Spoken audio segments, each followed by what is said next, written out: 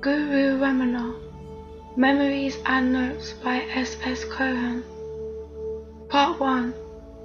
Master's Influence. The influence of Sri Maharshi on genuine seekers who leave the world behind and turn pilgrims on the path of the Absolute is great indeed, for such aspirants touch a sympathetic chord in his soul, evoking spiritual responses of great magnitude. A close friend of mine once related to me his experience when a brief talk with the Master made him stop his fruitless pursuit of the occult and take to the path of knowledge jnana, which Bhagavan propounds and which has proved of immense benefit to those who had followed it. I let him use his own words.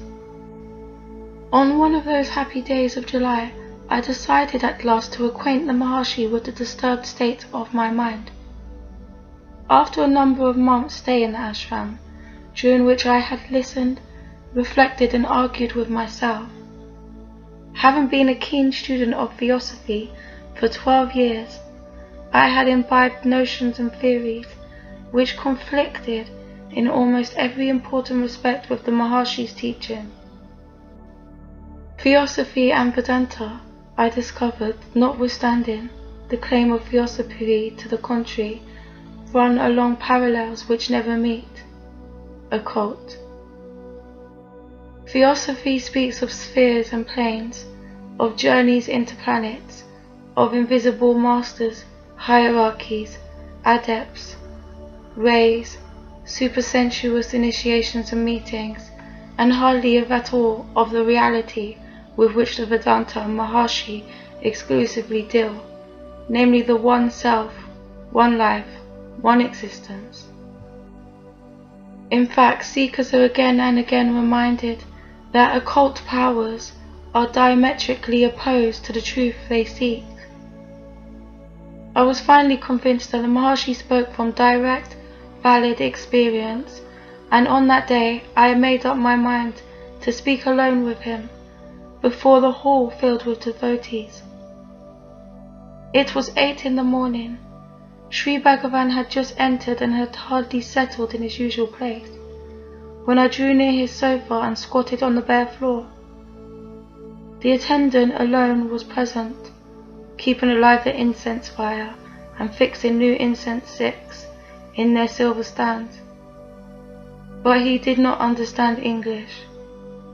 Nothing I knew gave greater pleasure to the Maharshi than to listen attentively to his devotee's spiritual difficulties and give his advice.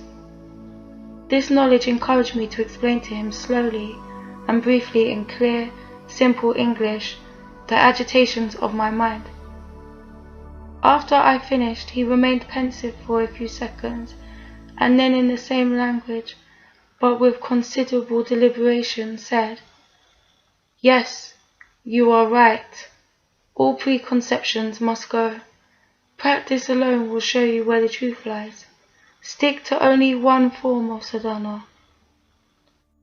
That was a clear pointer, but apart from the words he uttered, I was suddenly gripped by an overwhelming urge to surrender unreservedly to him to guide me in my spiritual hunger, abandoning all the methods I had previously followed, and all the beliefs on which I had built my hopes. My fate and all that I was passed from that moment into the sacred hands of Sri Bhagavan for ever. But this was not the only case of spontaneous surrender. Spiritual surrender, we are told, is not a mental, still less an oral act, but the result of grace which comes in its own time and of its own accord to cause the automatic subsidence of that self-asserting element in the sadhaka's nature, which stands in his way to ultimate realization. Sometimes it is sudden, and sometimes so gradual that the devotee himself may not become aware of it. Grace, though it comes from the Guru by his very presence, is not fortuitous, but fully earned by hard internal fight, by long periods of suffering, prayer, self-purification, and intense yearning for release. Suffering turns the mind inward, and eventually draws out the cry from the depths of the soul for the liberating light of truth, and for the appearance of the divine teacher, who alone can lead to it, and thus to redemption.